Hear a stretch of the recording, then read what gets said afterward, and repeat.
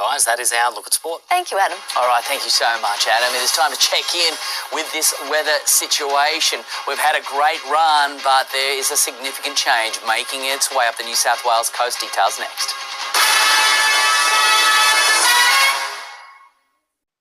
Transform your home into a haven with cool, pure, clean air, creating a world of perfect comfort. Take your home to the next level with the air specialists. Well, overall, what an amazing Easter it was. We've seen those temperatures drop a little bit with the showers and storms move through, but then clearing today, sun back out in force.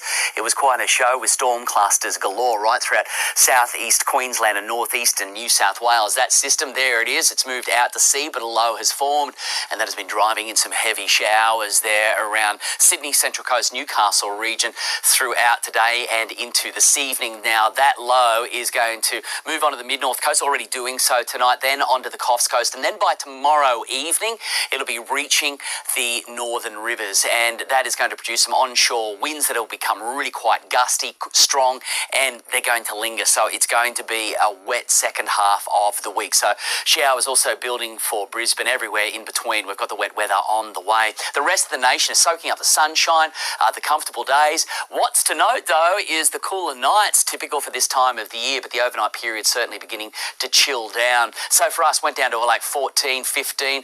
A nice little storm there in between Grafton, Jack Adgery, flared up throughout this afternoon, but generally mid-20s, the Tweed reaching 26 degrees along with Casino and around Grafton. It was a similar picture.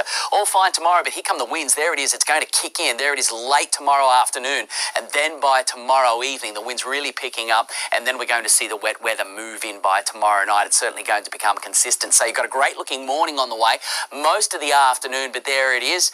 Starting to really shut down by tomorrow night for most of the coast. The Tweed, you'll get away with it pretty much all day and up around Byron potentially and Lennox, but that's about it. It will be moving in from the south as we move into that middle latter part of the afternoon. So make the most of the morning. You've got the swell. It's all rising 2 metres behind that system. There it is there. Big difference, very quiet ahead of it, but then those strong winds coming through overnight, and that's going to change the situation then as we move into Thursday before Anzac Day. Sun to rise 6:09, down 5:22. High tide early 4 a.m. So we're dropping back to the low and getting there at 11 a.m. That's well, everything is going to change there as we move through. Anzac Day likely to be a little bit wet. The dawn services will be affected by this, I would say. So you can see it really ramping up there Thursday into Friday, easing back to showers as we push through the weekend and into early next week. But the worst of it there is going to be Thursday, Friday, even overnight Wednesday into that Thursday morning period. We're going to see some heavy downpours and the winds pick up speed and potentially some storms embedded in that. So everything's going to change on the oceans. It's been quite benign. It's been relatively calm. You've got a good looking morning like that again. Not a huge amount of swell, but fairly comfortable conditions. But then it's all just going to blow out by the time we hit Thursday into Anzac Day. So make the most of it tomorrow morning.